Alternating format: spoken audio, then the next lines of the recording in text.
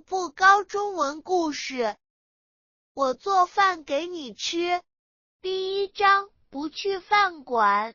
我的名字是张星，王小果是我的好朋友。我们今年都是19岁，在同一个大学里读书。我们是同学。我的家离学校非常远，所以我都住在学校。王小果回家就是坐1个半小时的公共汽车，那他有时候住在学校，有时候回家里睡。今天星期五，下午上完课，我问小果，你这个星期六、星期天回家吗？小果回答说，我不想回，我爸妈这几天不在家，家里没有人做饭给我吃。我说，那我们今晚一起去学校外面的饭馆吃吧。我天天吃学校里的东西，我吃得不高兴了。小果说，我不去，学校外面的饭馆哪能叫饭馆？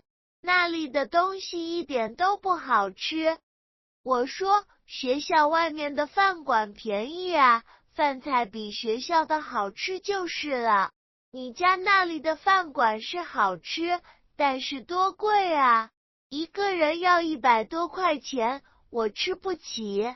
小果想了想，笑着说，张星，这个星期六、星期天我们去我家吧。我在手机上看了很多做饭的课，我想做一做。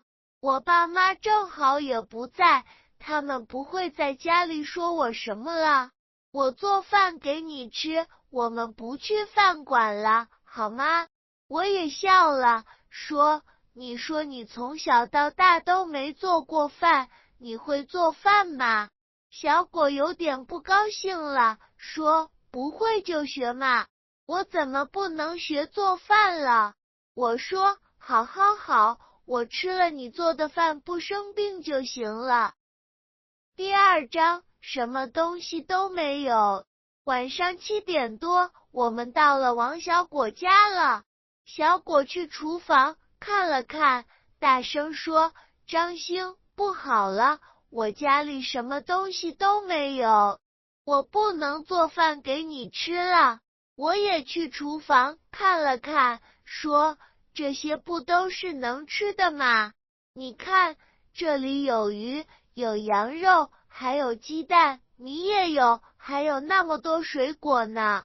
你怎么说你家什么吃的东西都没有？小果说，我不会做这些啊，我想做比萨饼给你吃，做比萨饼的东西家里都没有。我说，谁要吃什么比萨饼了？这些肉啊、蛋啊炒，米饭做，不就好了吗？这些水果非常好呢，洗就能吃。这么多吃的东西，我们2人吃2天都没问题。小果说，我没在手机上看怎么做肉、做饭的课啊，我现在找看一看怎么做吧。我不知道怎么说小果好了。他说他现在看手机学做饭，那我要等到什么时候才能吃上饭？第3章，我做饭给你吃。我说，小果，还是让我来吧，你去休息一下，我做饭给你吃。说着，我就开始洗米洗菜、切肉，做饭给我们2个人吃。小果在旁边看着我做这做那，又不知道怎么帮忙，不好意思地说，张星，你做饭的样子真好看，我很喜欢你哦。我笑了，对他说，你是喜欢不做饭就有的吃吧？我从小就帮助我爸妈做饭，10岁的时候，我都已经能做饭给我爸妈吃了。现在你家里吃的东西那么多，我20分钟就能做好饭。小果不高兴了，说，不是的，我要学做饭，女孩子怎么能不会做饭呢？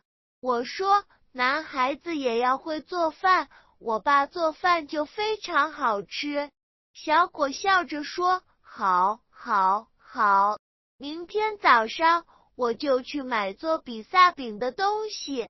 明天和后天是我做饭给你吃。20分钟后，我做好饭了。我和小果坐在桌子前一起吃，他说我做的饭比学校里的好吃多了。步步高中文故事。